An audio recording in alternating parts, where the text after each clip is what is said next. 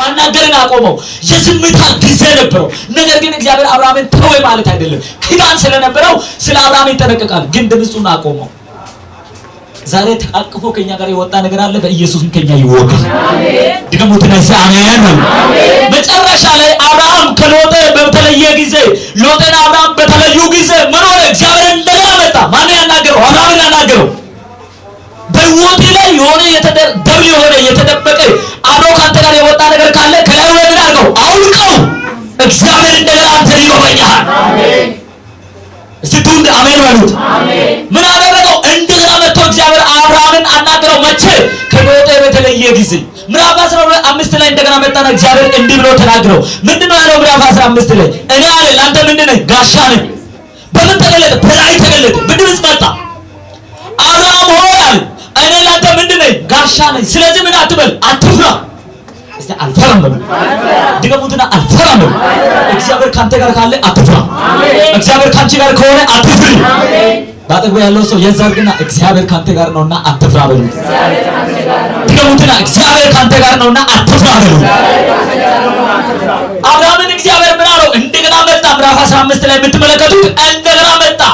ከቆይታ ከዘገይታ በኋላ እንደገና መጣ። ምን አለው? አትፍራ፣ እኔ ካንተ ጋር ነኝና ላንተ ጋሻ ነኝ። ስለዚህ ምን አትበል፣ አትፍራ አለው።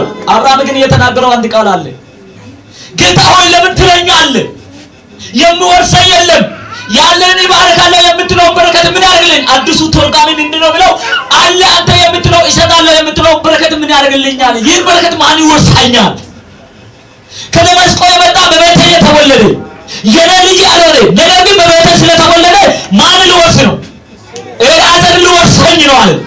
እግዚአብሔር ግን እንዲህ አለ፣ ኤልያዘር አንተን አይወርስም። አሜን። ከጉልበት የተወለደ አንተን ይወርሳል። አሜን። አንድ አማኝ ለራስ ብቻ አሜን በል። አሜን። ከደማስቆ የመጣ ምንም ማለው በቤቴ ስለተወለደ በቤቴ ስላደገ ያንተ ሰራተኛ ስለሆነ ምን አያርግም? አይወርስም። ምን ብያለሁ? ከጉልበት ልጅ እሰጣለሁ ብያለሁ። ተናግሬያለሁ። የተናገርኩትን ቃል ባንተ ላይ ይፈጽማለሁ። አሜን። እግዚአብሔር የተናገረላቸው ተስፋ ቃል ያላችሁ ሰዎች አላችሁ። በየቦታው በየመንደሩ በየስፍራው እግዚአብሔር በህልምም በግልም በቃልም በድምጽም እግዚአብሔር የተነገረላቸው ሰዎች አላችሁ። የተነገረልህ ድምጽ ባንተ ላይ ይፈጸማል። እግዚአብሔር ያወራልህ ሐሳብ ይፈጸማል። እስቲ በየእግዚአብሔር ሐሳብ ወደ ይፈጸማል የሚል ሰው አለ? የሚያምን ሰው አለ? እጅን ከፍ አድርግ። ይባርክ። ጨርሻለሁ። በጌታ በኢየሱስም የእግዚአብሔር ተስፋ ቃሉ ባንተ ህይወት ላይ ይፈጸማል። የእግዚአብሔር ተስፋ ቃል በህይወትሽ ላይ ይፈጸማል። አረ አሜን። አሜን። ይሄን ቃል ሲናገር እዚህ ለተቀመጣችሁ ለእናንተ ብቻ አይደለም። በተለያየ በሶሻል ሚዲያ ላይ ሆኖ በዚህ ሰዓት የሚከታተሉ ሰዎች አሉ። ለነዚህ ቅዱሳኖችን ጭምር ይናገራሉ። ምን እንዳልኩኝ ታውቃለህ? ሕያው አምላክ ላንተ በህይወት እየተናገረልህ ተስፋ ቃል አለ። ይህ ተስፋ ቃል አንዱ ሳይቀር ይፈጸማል። አሜን።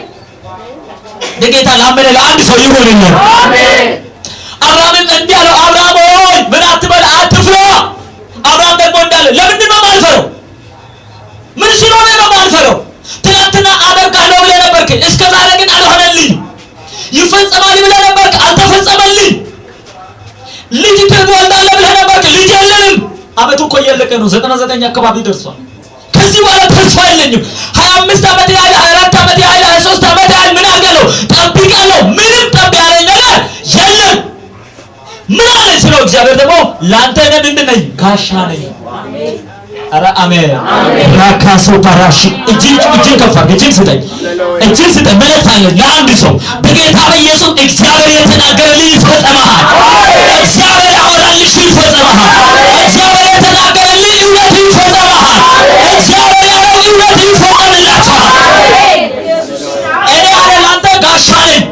ስለዚህ ምን አትሆንም፣ እንዲሁ አትሞትም። ከየትም የመጣ ያንተ ንብረት ምን አያደርግም? አይወርስም። ከጉልበት የሚወለድ አለ። ይህ ዛሬ ይወርሳችኋል። ከጉልበት እየተወለደ ይወርሳል። አብርሃም ትናንትና እግዚአብሔር አብርሃም ምን አለው? ምዕራፍ 12 ላይ ገና ሲጠራ ምንድን ነው ያለው? አንተን የሚባረክ ሁሉ ይባረካል አለ። በአንተ ምክንያት ህዝብ ይባረካል አለ። በአብርሃም ምክንያት የሚባረክ ምን አለው? ህዝብ አለው። ዛሬ ግን የአብርሃም በረከት አብርሃምን አላስደሰተው። እግዚአብሔር የተናገረው ብዙ ተስፋ ቃል አልተፈጸመለትም። ጠበቀው አልሆነለትም። ዘገየው። አብርሃምን ተስፋ ማስቆረጥ ጀመረው። እግዚአብሔር ግን በራእይ በድምጽ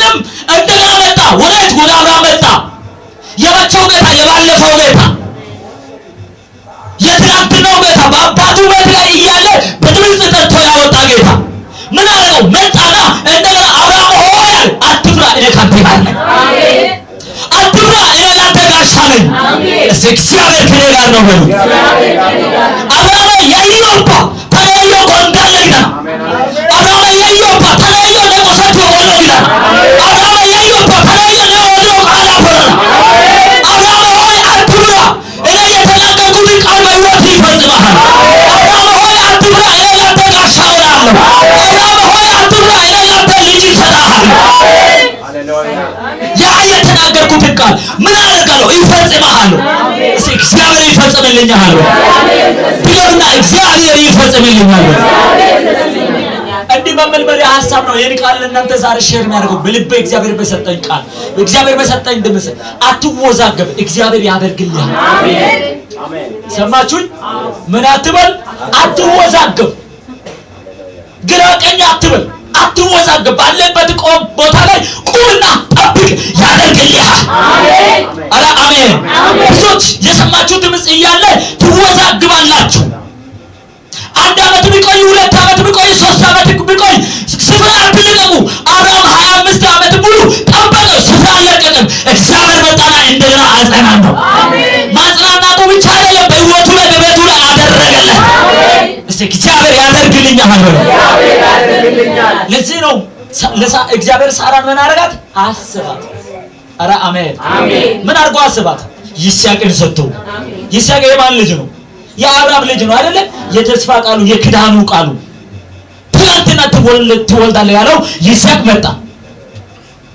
ይስሐቅ ለአብርሃም በሌለበት ሰዓት እግዚአብሔር ለአብርሃም ግን ይስሐቅ እንዳለ ነግሮታል።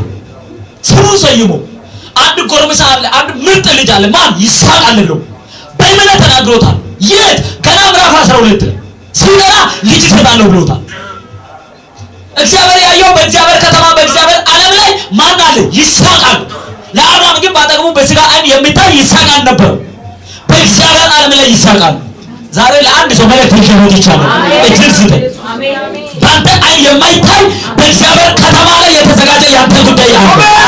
በአንቺ ዓይን የማይታይ በእግዚአብሔር ዓይን የሚታይ ያንተ ጉዳይ አለ። ዛሬ ከዚህ እውነት ጋር የሚገናኝ ሰው አለ። እኔ ያለ ብቅ አድርጎ አሜን ይበል በኢየሱስ። ያ ይስሐቅን ታገኘዋለህ። ያን ይስሐቅን ታቅፈዋለህ። አብርሃም ባለፈው አልፏል። ዛሬ አንድ አየለች፣ አንድ ታደለ፣ አንድ ከበረ ይስሐቅን ያቅፋል። የሆነ በረከት ይስሐቅን ያቅፋል። የሆነ የሰላም በረከትን ያቅፋል። የሆነ ጉዳይ ያቅፋል። አብርሃም ያቃተው ልጅ ነው። አንተን ያቃተ አንድ ጉዳይ አለ።